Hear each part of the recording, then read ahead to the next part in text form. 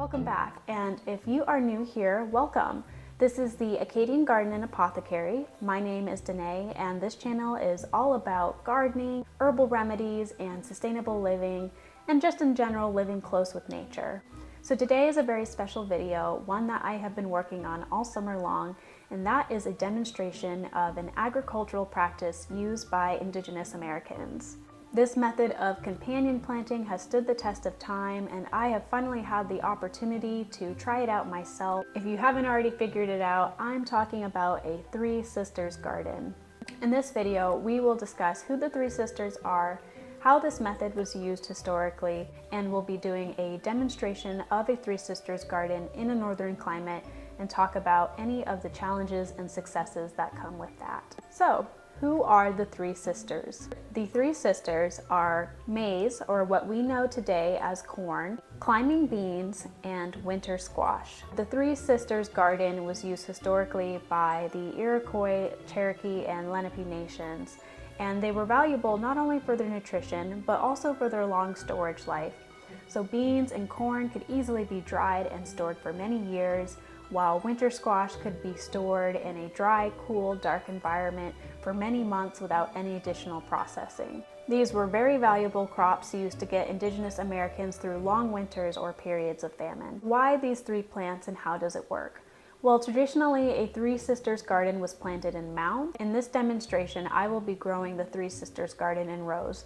I can't tell you about the positives or the negatives between growing a mound versus rows. If you can think of any benefits or downsides to using mounds or growing it in rows, please let me know in the comments section. I'd love to hear about it. The first crop planted is the corn. You wait for the corn to get at least 6 inches tall before planting the beans.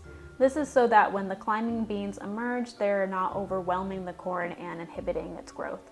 So the next sister, the beans, is planted second. Beans play a very important role in a Three Sisters garden. Beans are nitrogen fixers, so if you are to grow a Three Sisters garden and you leave the root mass of the beans intact after harvest, those roots will break down and provide nitrogen for the soil next year. And this is very important because corn is a heavy feeder, meaning that it quickly depletes the nitrogen in the soil and may have difficulty growing next year without amendments. Beans provide that amendment. The third and final sister is the winter squash. You can use any type of winter squash, acorn, butternut, winter squash. I think there's a variety that's just called winter squash, the yellow ones. And any of these will do. And the role that they play is as a ground cover.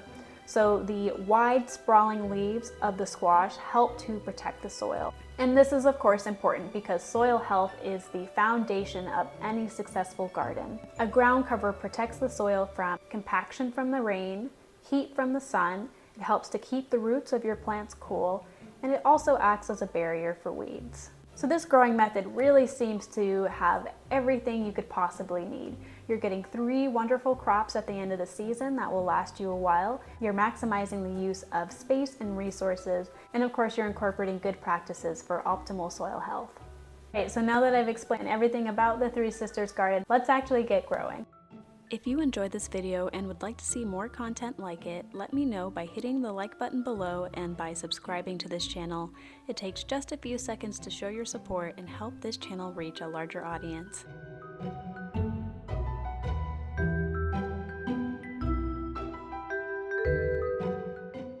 Our stage is a lasagna bed. I laid a single layer of cardboard down in a 6 by 10 foot area that was divided into 2 sections 6 by 5 foot each. I then added a 4 to 6 inch layer of partially broken down compost, and then in the spring of the following year added another 2 inches of loam mixed with 2 bags of moo poo fertilizer, 1 for each 6 by 5 foot area. Last, I covered the soil with layers of grass clippings until planting time. In the 3rd week of May, the ground was about 60 degrees Fahrenheit, not the ideal temperatures for planting corn, but I decided to plant them anyway. I planted 3 rows per bed, spacing the corn about 10 inches apart in either direction. In order to plant in my grass-fed garden, I had to pull back the mulch layer, leaving an exposed area for planting. In this first week of planting, about half of the corn successfully germinated.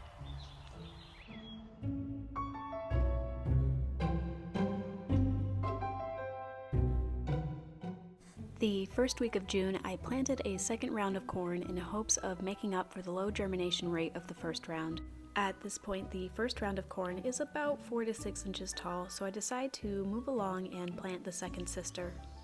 Now here is where I take some artistic liberties with the Three Sisters garden. Beans are famously known as the second sister and play a role in conditioning the soil.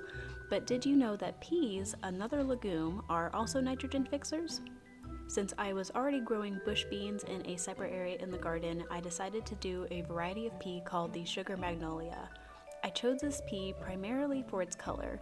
The pea pods are a beautiful purple color that I thought would stand out well against a green backdrop made by the corn stalks and would work well for this visual demonstration video.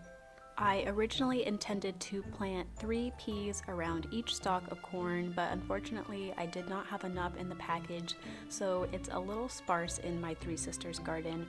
I hope to change that next year.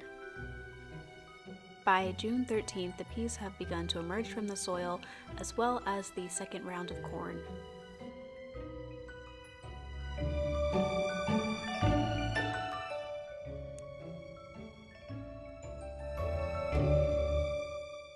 By June 14th, I am starting the winter squash and seedling cells. I decided to do a number of winter squash varieties, including acorn squash from seeds I saved from a grocery store squash, a Waltham butternut squash purchased from Johnny Seeds, and a variety of yellow winter squash. At the time, I had not considered the consequence that growing different varieties of squash together may have on cross-pollination and seed saving next year. I would recommend doing your research and only planting varieties of squash which do not cross-pollinate.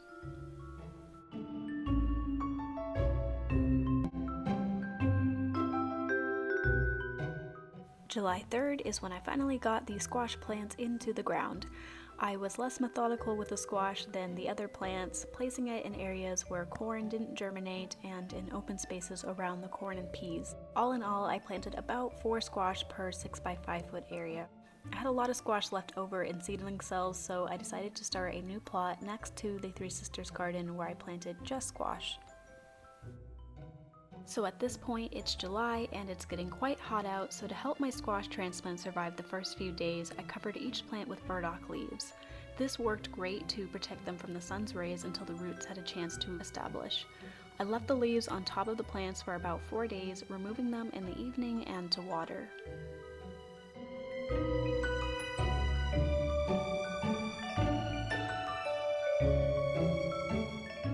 While the squash plants were getting established, I was still adding grass clippings to the soil to help protect it from the heat and increase moisture retention.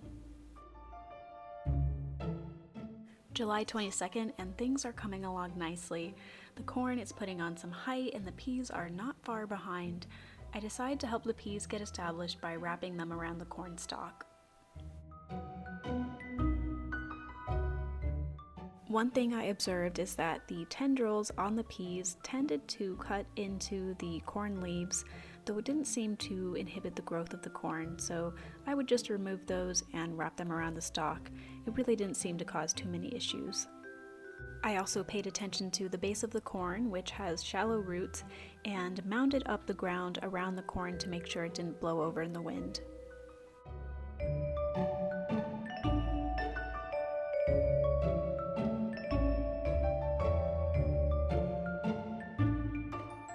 As you can see, the squash are established at this point and are starting to put on new growth, and the corn is starting to show the formation of its male inflorescence. By July 25th, the peas are beginning to flower. And about a week later, the first pea pods are ready to harvest.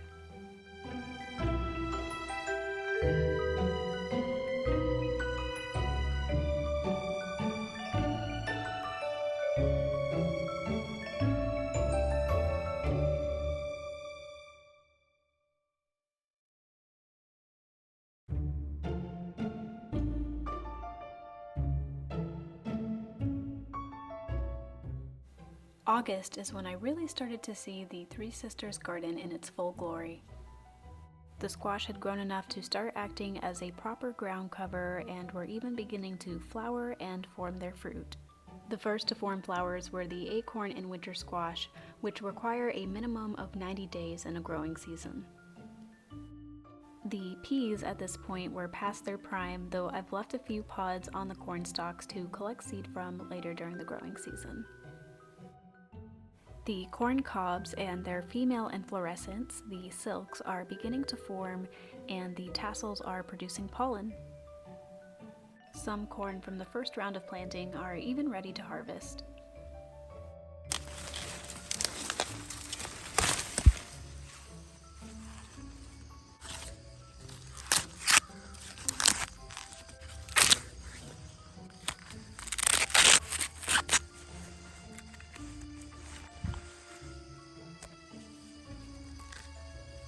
The first round of corn cobs were the most successfully pollinated.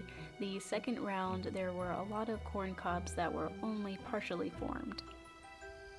I planted a variety of sweet corn that I purchased from Johnny's Seeds, and boy was it sweet.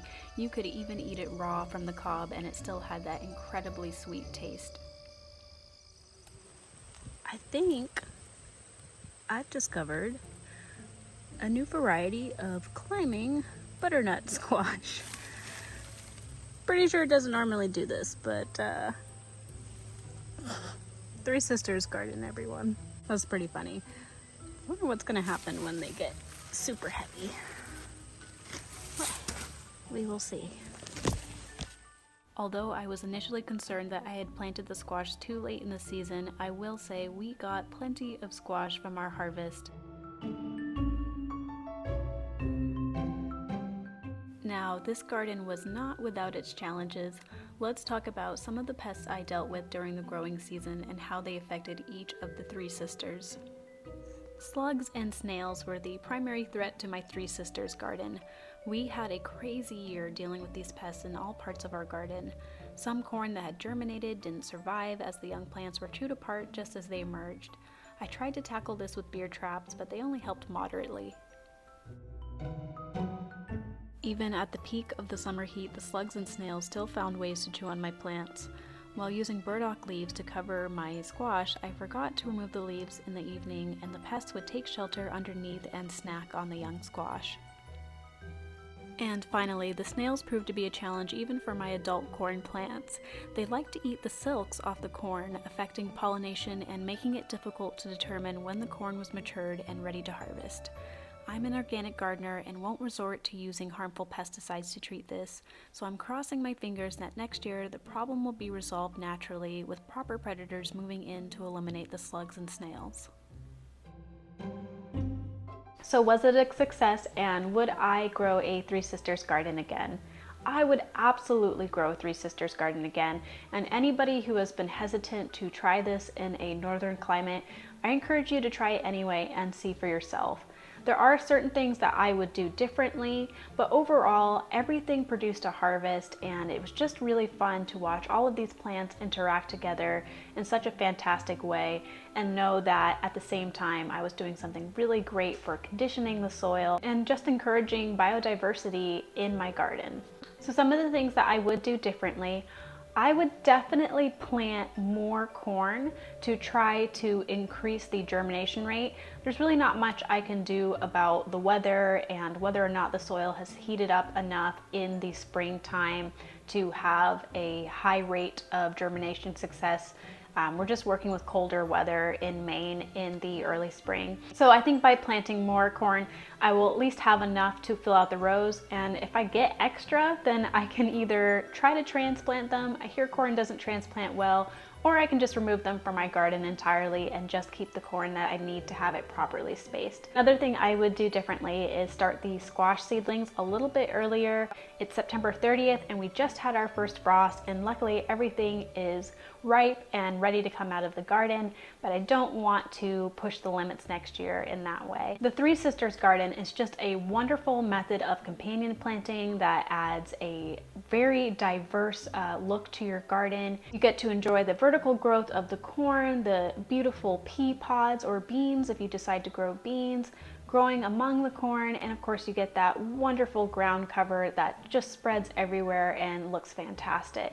I would definitely encourage you to try this out, and if you do, please let me know about it. Share in the comments below. And if you tried any different techniques, I used a grass-fed gardening method and planted corn in a lasagna garden. If you do it differently, I'd love to hear all about it, and we can talk about the pros and cons.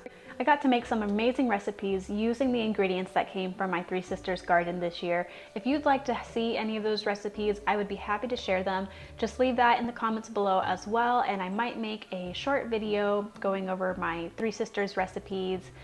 Some of them are just the Three Sisters ingredients. Some are a combination of different things, but they're all wonderful and a great way to use your harvest at the end of the season. As always, thank you so much for watching. I really enjoyed making this video, and I hope you learned something new. And I hope that you're encouraged to try out a Three Sisters garden.